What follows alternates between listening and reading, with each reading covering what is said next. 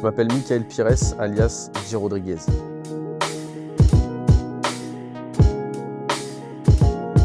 Et aujourd'hui, je vais vous raconter mon histoire.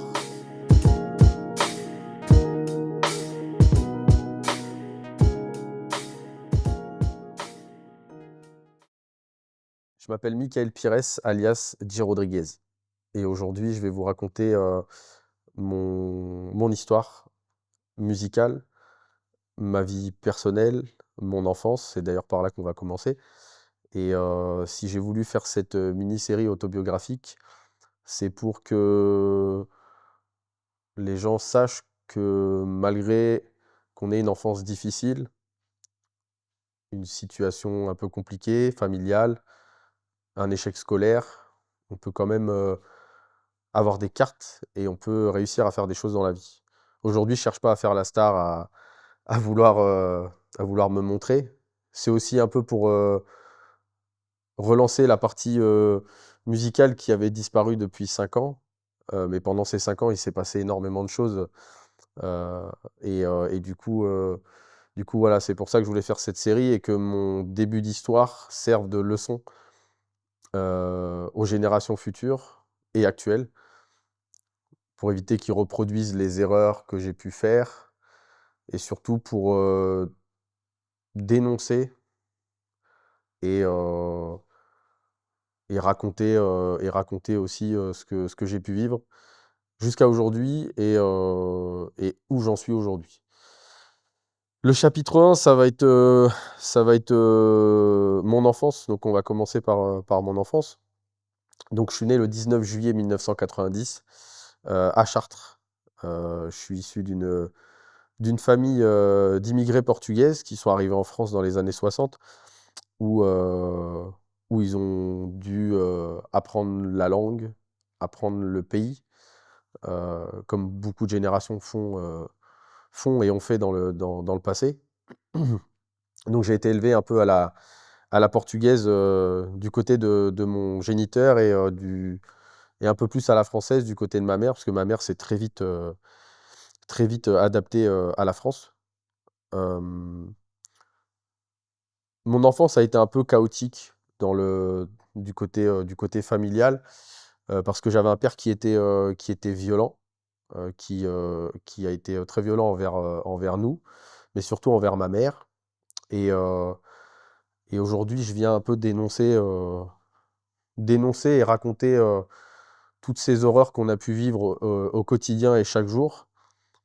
Il y a eu quelques petits moments très courts on va pas dire de joie, mais de répit entre ces phases de violence. Ces phases de violence, elles ont commencé, moi, mon dernier souvenir que j'ai, mon très lointain souvenir que j'ai, c'est un Noël. On était chez mon parrain et ma marraine, on fêtait Noël comme tous les ans dans son sous-sol, comme on a l'habitude de faire en famille.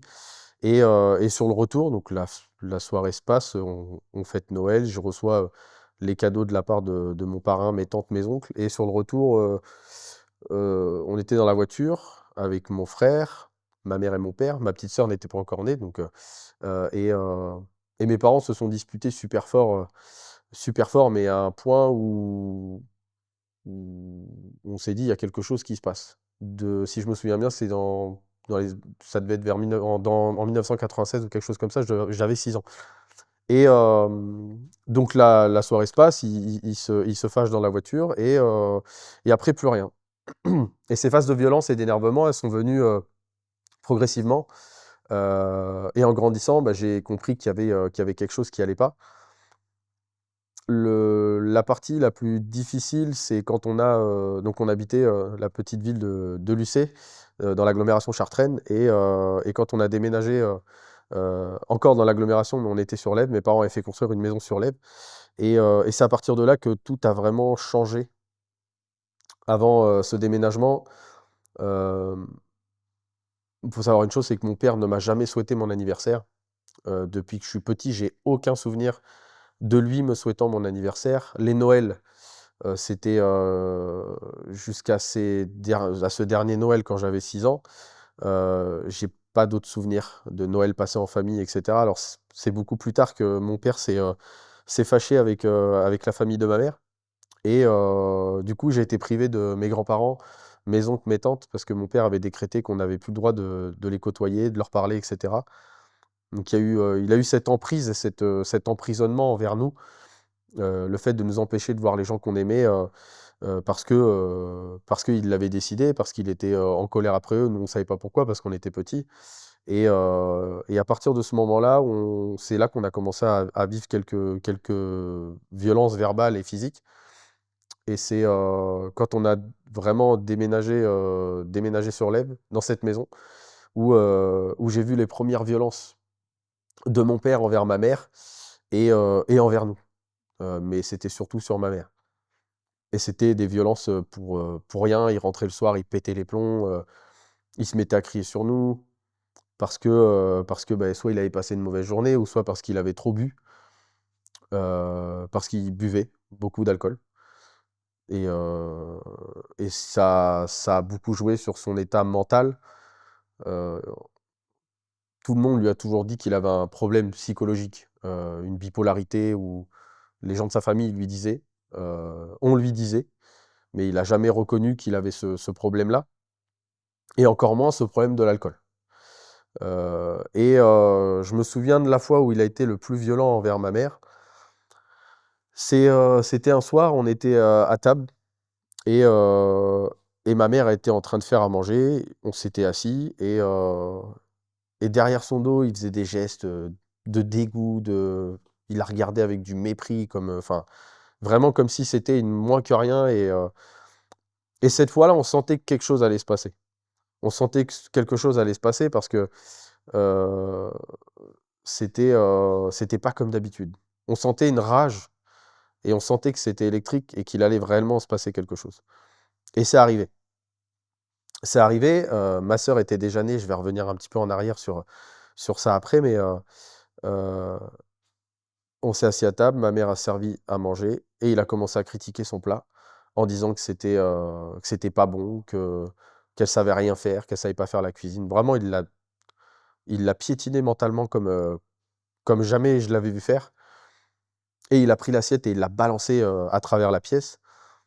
Ma mère avait pour habitude de jamais se laisser faire au début.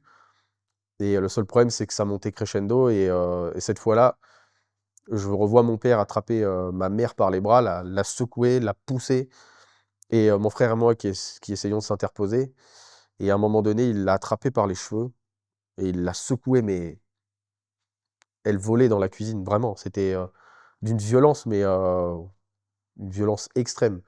Et je me souviendrai toujours de ça, parce que ça a été la grosse fois, et ça a été vraiment le déclenchement de tout, parce que par la suite, comme on n'a rien dit, le lendemain pour lui, c'était passé. Il l'avait fait. Ça a été un silence. Donc je revois ma mère, parce que je secouais dans tous les sens, et elle criait, elle hurlait. C'était horrible. Et il m'est venu un moment, on savait pas quoi faire, il voulait pas lâcher. Et à un moment donné, ça m'a traversé l'esprit d'attraper un couteau. Et pour qu'il la lâche, je le dis ouvertement, j'ai pas de problème à le dire. De voir sa mère comme ça et de pas pouvoir faire grand-chose parce qu'on est petit, on sait pas quoi faire, on n'a pas la même force que lui. J'ai hésité à attraper un couteau et à lui planter, parce que il était en train d'arracher les cheveux de ma mère. C'était dingue. Et au moment où dans ma tête ça m'a traversé l'esprit, il l'a lâché. Il est parti s'enfermer dans la salle de bain et il gueulait, il braillait, enfin bref. Et ma mère hurlait dans la maison, elle pleurait, elle pleurait, elle pleurait. On l'a emmenée dans la chambre, elle s'est enfermée dans la chambre. Et après, un grand silence. Un silence de mort, mais vraiment impressionnant. Nous, on tremblait de partout, on était en état de choc, qu'est-ce qui s'est passé, quoi? Tout le monde est parti se coucher, et le lendemain, pareil, silence, ça a duré pendant 4, 5, 6 jours comme ça, où il venait même plus manger à table. Il rentrait et il se mettait dans le salon, il prenait quelque chose dans le frigo, il se mettait sur la table du salon, enfin bref, et ça, ça a été la fois où vraiment, psychologiquement, ça a été le début de l'horreur. Parce que ça s'est reproduit à plusieurs reprises. Je me souviens d'une autre fois où pareil, j'avais un copain qui habitait dans la rue derrière chez nous. et son père était, ami avec mon géniteur et du coup, pareil, il a pété un plomb, il était en train de la pousser, il lui tenait les bras, enfin c'était et j'ai voulu prendre le téléphone, appeler la police et en fait, il m'a vu attraper le téléphone et pour appeler la police, il a pris le téléphone, il l'a cassé par terre et il m'a attrapé, il m'a secoué, il m'a mis une claque derrière la tête et je me souviens être tombé, j'ai juste eu le temps de me relever et j'ai réussi à m'échapper par la fenêtre du salon, et j'ai couru, j'étais pieds nus dans la rue et j'ai couru chez mon voisin de derrière, pour aller chercher, de l'aide parce que je ne savais pas quoi faire et je frappe à la porte et là, Isabelle ouvre la porte et je dis: «Il est en train de taper maman, il va la tuer, il va la tuer». Donc tout le monde sort de la maison, court vers chez nous et du coup, bah, quand ils sont arrivés, ça gueulait et cetera, mais c'était tout, quoi. Ma mère, elle avait des bleus plein les bras. Elle était couverte de bleus et mais elle n'a jamais voulu aller porter plainte et ça a duré comme ça pendant des années. Heu, je vais revenir un petit peu en arrière sur mon frère et ma sœur. Heu, donc j'ai un grand frère, Tony, qui est plus âgé que moi, qui a 40 ans qui a pendant toute mon enfance été un peu mon modèle, un peu mon pilier surtout. Ça a été mon pilier parce qu'on jouait tout le temps ensemble. On était vraiment deux super potes. J'ai plein de souvenirs avec lui où on jouait, on faisait du vélo derrière l'immeuble où on habitait, où je me souviens une fois aussi, on jouait sur un jeu à bascule. Et il s'amusait à faire ce qu'il appelait des sauts de crêpes, en fait. C'était un truc. Et un jour, il a sauté tellement fort, j'étais petit, je devais avoir. Ouais, ça devait être quand je devais avoir 4-5 ans. Il a sauté tellement fort que je suis parti en avant. Je me suis tapé la barre où on tenait les mains. Et en fait, ça m'a valu une belle cicatrice à l'arcade. Au point où ça a mis des années à repousser. Et pendant des années, on m'a appelé Pascal Obispo parce que j'avais cette cicatrice ici. Alors aujourd'hui, ce serait rigolo parce qu'à l'époque, j'avais des cheveux. Mais aujourd'hui que j'en ai plus, effectivement, si j'avais toujours cette cicatrice et cette marque, et en plus la petite boucle d'oreille qui va bien en général, je l'ai pas là, mais voilà. Donc ouais, pendant un moment, on m'appelait Pascal, c'était assez rigolo. Donc ça, c'est des souvenirs que j'ai avec lui qui restent, qui sont inoubliables. Et un jour, mon frère est parti. Il a eu la chance d'être, c'était un grand footballeur. Il l'est toujours, c'est toujours un très grand footballeur. Et il a eu la chance d'être repéré par le centre de formation de la Berrichonne de Châteauroux. Et il est parti très tôt. Il est parti très très tôt. Euh, de mémoire, il devait avoir 15-16 ans. J'ai plus trop les dates, c'est assez flou aujourd'hui, mais il est parti pendant quelques années, donc faire son sport-études. Et, j'étais pas tout seul parce qu'il y avait, quand ma sœur était déjà née, ma sœur est née en 98, donc ma petite sœur Cathy, qui est un peu plus jeune que moi et qui a été ma petite poupée quand mon frère a grandi et qu'il était souvent avec ses potes, etc. Et du coup, je m'en suis occupé, je me suis occupé d'elle comme je me serais occupé d'un vrai enfant, donc mon enfant. Le mercredi, je la gardais. Le soir, c'est moi qui étais avec elle après l'école. Je passais énormément de temps avec elle. J'ai passé vraiment beaucoup, beaucoup de temps à jouer avec elle. Et elle a grandi aussi, malheureusement, avec cette violence. Et pareil, vis-à-vis de ma sœur, je me souviens d'une fois où pareil, ça hurlait dans la maison. Et ma petite sœur était partie dans le sous-sol. Moi, j'étais dans le sous-sol. Mon père cherchait à me courir après pour me taper. Et en fait, le sous-sol, c'était une grande pièce, on pouvait tourner en rond comme ça. Donc ça a duré quand même un quart d'heure. Il essayait de m'attraper Et à un moment donné, ma petite sœur est descendue pour qu'il arrête. Et en fait, il a attrapé ma petite sœur qui devait avoir peut-être 4 ans. Il l'a attrapée par le bras, il l'a poussée contre le mur en parpaing. Et là, j'ai pété un câble. Et je lui ai hurlé dessus en lui disant: «Ouais, tu la touches pas». Enfin, j'ai pété les plombs et je lui ai dit clairement: «Ouais, il est hors de question que tu la touches. C'est une petite, il est hors de question que tu la frappes, machin». Et du coup, pour le coup, il l'a pas tapé, mais il l'a quand même violenté. Il l'a quand même violenté. C'était devenu tellement un automatisme chez lui. Et à partir du moment où je lui ai dit ça, du coup, il a arrêté sa colère. Et, euh, et voilà. Ma petite sœur Cathy, ça a été, ouais, c'était mon petit poupon, hein. Ça a été ma petite princesse. Et aujourd'hui, c'est toujours ma petite princesse, mais elle a bien grandi. Et quand mon frère est parti, ouais, ça a été compliqué parce que du coup, c'est moi qui ai dû prendre le vrai rôle de grand frère, et me retrouver dans une maison avec un malade mental, ma mère qui se faisait taper dessus, qui vivait l'enfer au quotidien et qui était malheureuse. Parce qu'on le voyait qu'elle était malheureuse. Et, euh, et nous qui vivions notre enfance et adolescence comme on pouvait, on allait à l'école, tant bien que mal. Et c'est à cause aussi un peu de ça que j'ai eu une scolarité un peu chaotique. J'ai eu de la chance parce que j'ai rencontré, quand j'ai déménagé sur l'Ève, j'ai rencontré deux très belles personnes qui sont Pierre et Mathieu, qui sont mes deux meilleurs amis d'enfance, qui aujourd'hui sont encore présents après quelques années d'absence, parce que du coup, on s'était pas reparlé pendant pas mal d'années. Parce que j'avais pris la décision à 18 ans, j'étais dans une relation avec une personne qui avait fait que je m'étais éloigné d'eux. Et après m'être éloigné d'eux et après m'être... Tu couperas, hein, parce que c'était dégueulasse. Et après m'être éloigné d'eux à cause de cette personne-là, et quand ça s'est terminé, j'ai pas osé retourner vers eux. J'avais laissé tomber mes deux piliers, qui plus d'une fois, je pense, m'ont sauvé la vie.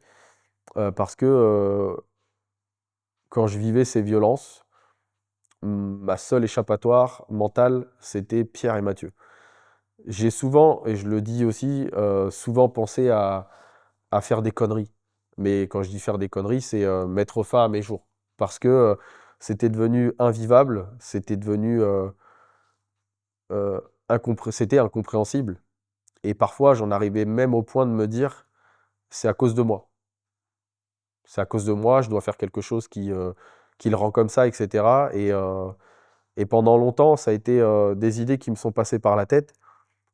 Mais je ne l'ai jamais fait parce que j'avais toujours en tête mon frère, ma mère, ma sœur, Pierre et Mathieu, leurs parents qui étaient devenus mes parents, surtout les parents de Pierre surtout les parents de Pierre. Alors j'étais un peu plus proche de Pierre parce on avait un univers à nous. Mathieu, c'était le copain des copains scooters, mon meilleur pote scooter. On bricolait nos bécanes à l'époque dans son garage avec son père. Et Pierre, ça a été mon pote festif à qui je pouvais tout dire, à qui j'ai vraiment eu une amitié différente, mais tout aussi fusionnelle. Après, je passais beaucoup plus de temps avec Pierre. Mais ouais, les deux ont été mes piliers pendant toutes ces années de malheur et de tristesse. Et c'est ce qui m'a valu une scolarité chaotique.